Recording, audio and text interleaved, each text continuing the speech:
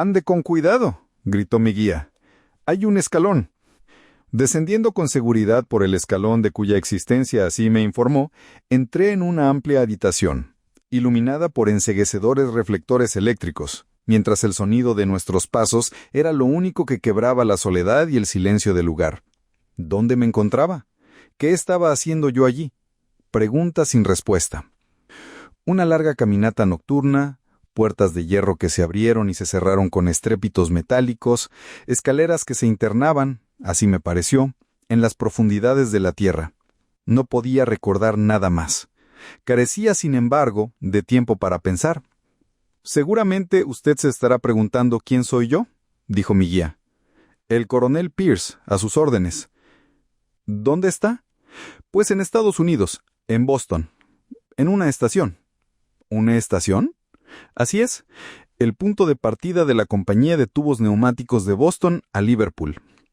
Y con gesto pedagógico el coronel señaló dos grandes cilindros de hierro de aproximadamente 1,5 metros de diámetro que surgían del suelo a pocos pasos de distancia.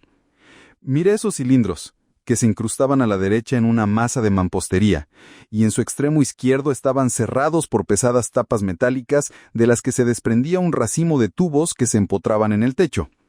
Y al instante comprendí el propósito de todo esto. ¿Acaso yo no había leído, poco tiempo atrás, en un periódico norteamericano un artículo que describía este extraordinario proyecto para unir Europa con el Nuevo Mundo mediante dos colosales tubos submarinos? Un inventor había declarado que el asunto ya estaba cumplido. Y ese inventor, el coronel Pierce, estaba ahora frente a mí. Recompuse mentalmente aquel artículo periodístico.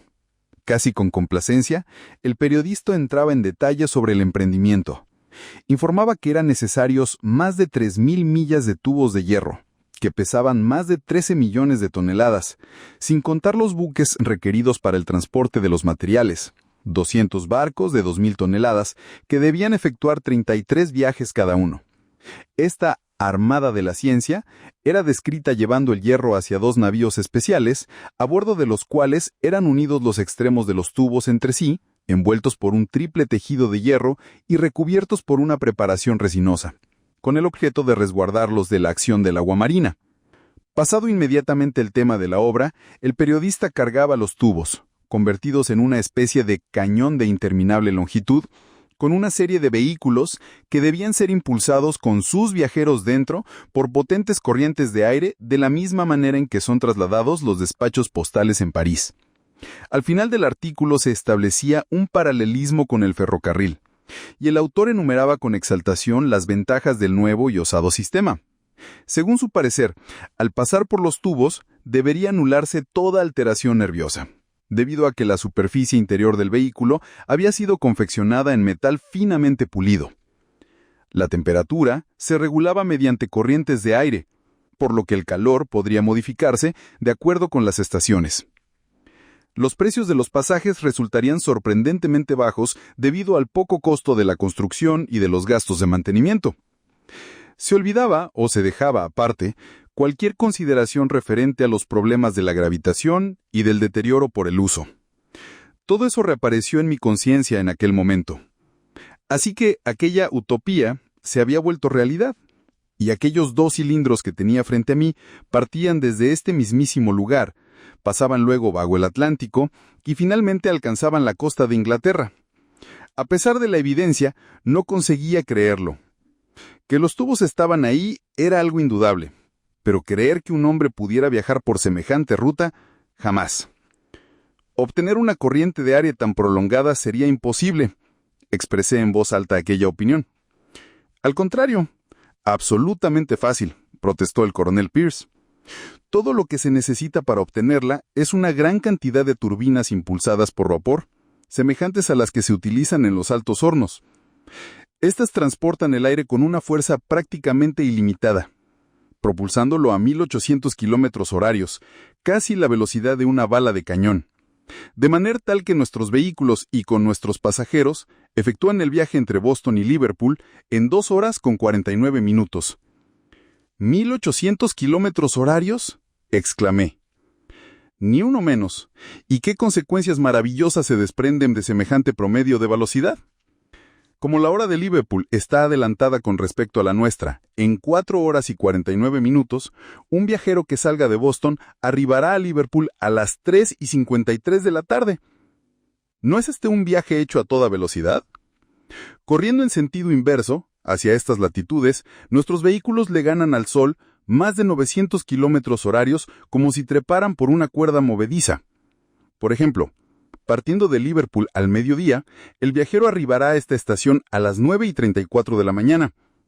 O sea, más temprano que cuando salió. Yo no sabía qué pensar. ¿Acaso estaba hablando con un maniático? ¿O debía creer todas esas teorías fantásticas a pesar de las objeciones que brotaban de mi mente? Muy bien, así debe ser, dije. Aceptaré que los viajeros puedan tomar esa ruta de locos y que usted puede lograr esta velocidad increíble. Pero una vez que la haya alcanzado, ¿cómo hará para frenarla? Cuando llegue a una parada, todo volará en 1000 pedazos.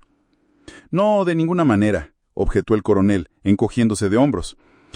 Entre nuestros tubos, uno para irse y el otro para regresar a casa, alimentados consecuentemente por corrientes de direcciones contrarias, existe una comunicación en cada juntura. Un destello eléctrico nos advierte cuando un vehículo se acerca. Librado a su suerte, el tren seguiría su curso debido a la velocidad impresa, pero mediante el simple giro de una perilla podemos accionar la corriente opuesta de aire comprimido desde el tubo paralelo y de poco reducir a nada el impacto final. ¿Pero de qué sirven tantas explicaciones?